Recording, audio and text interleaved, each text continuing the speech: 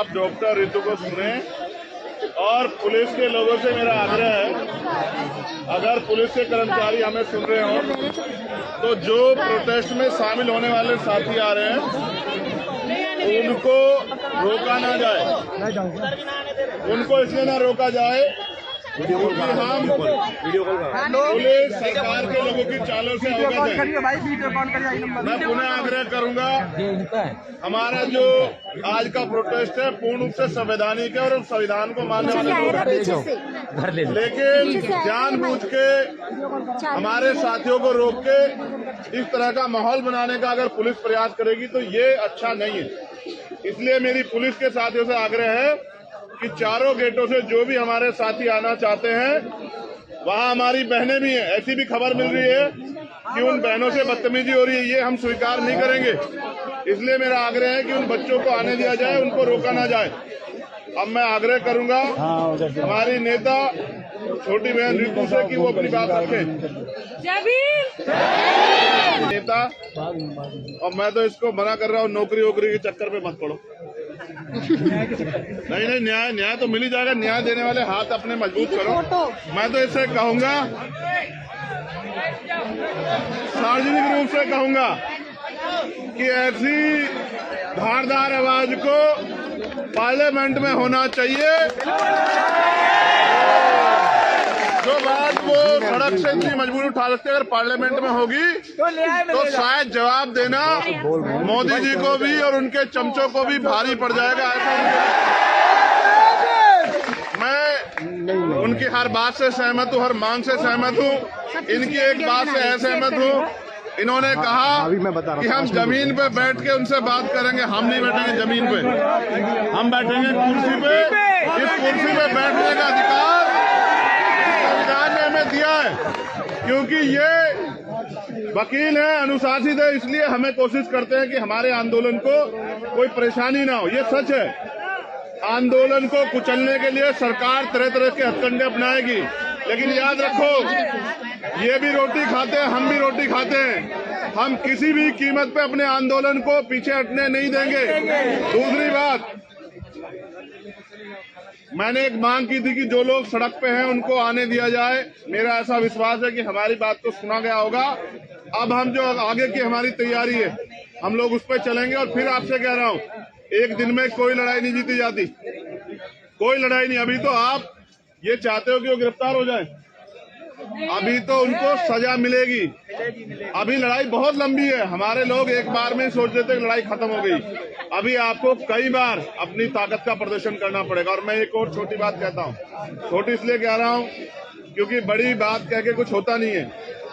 अगर आज से काम नहीं चलेगा तो फिर हमें अपनी ताकत दिखाने के हम पे बहुत सारे तरीके आते हैं।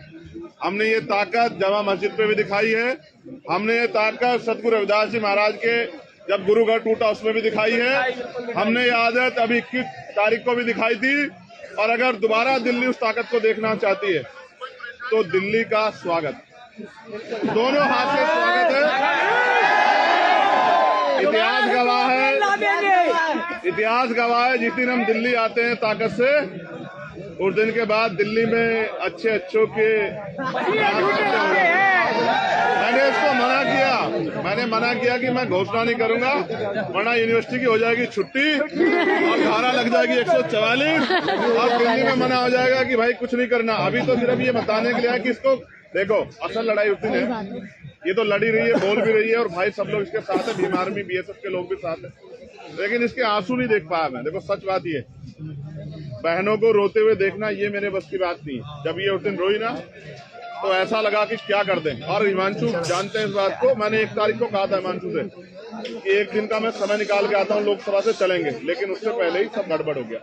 देखो वो बहुत तेज है, हमारे फोन सुन रहे हैं महमूद भाई, उनको पता लग जाता है कि कब हम क्या करने वाले, इसलिए पहले तैयारी कर लेते हैं। उन्होंने आंदोलन कुचला इसलिए, उसको हटाया इसलिए, चोरी डकैती इसलिए की कि आंदोलन बड़ा पत्थर ताकतवर हो जाता है। ये तो जिंदा लोग का आंदोलन है।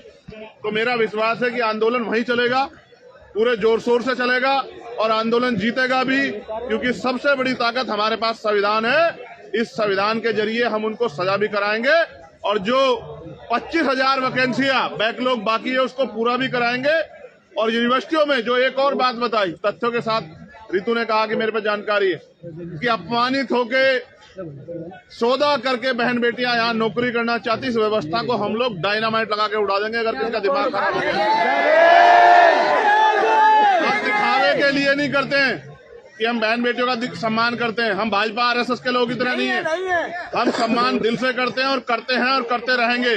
और हमें तो बाबा साहब अम्बेडकर ने यह शिक्षा दी है कि किसी भी समाज की तरक्की उस समाज में रहने वाली महिलाओं की तरक्की से मैं मापता हूँ कि उस समाज की, उस प्रदेश की, देश की कितनी तरक्की हुई है।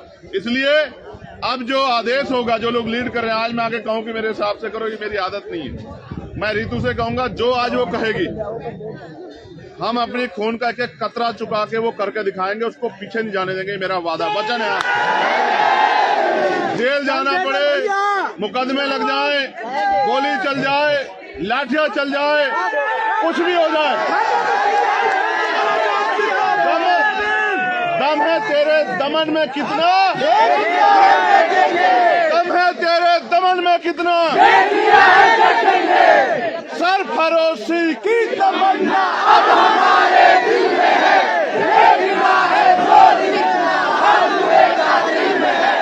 और आसमां हम अभी से क्या बताएं, क्या हमारे दिल में है। दिल में जितनी ताकत होगी, दिल में क्या है वो तो बताएंगे, करके दिखाएंगे। लेकिन अभी तो लड़ेंगे। नहीं, एक मिनट,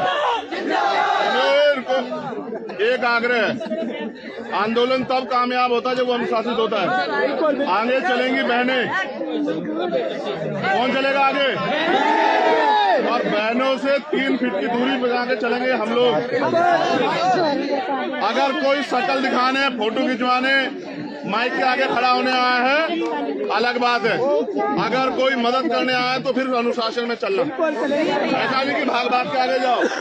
वो इस बात से आइडिया लगा लेंगे कि ये जिम्मेदार लोग नहीं है। जिम्मेदार बनो, नहीं बनोगे कुचले जाओगे। एक एक करके सबका नंबर आएगा। इसलिए धन्यवाद और आपसे आग्रह, जैसा ऋतु आदेश करेगी, हमारे दोनों लीडर महेश भाई, हिमांशु जी और नरेंद्र भिकूराम जैन साहब, ये तीनों हमें गाइड करेंगे। हम इनके हिसाब से ऋतु की बात के साथ आगे बढ़ेंगे। धन्यवाद। जय भीम। शिक्षा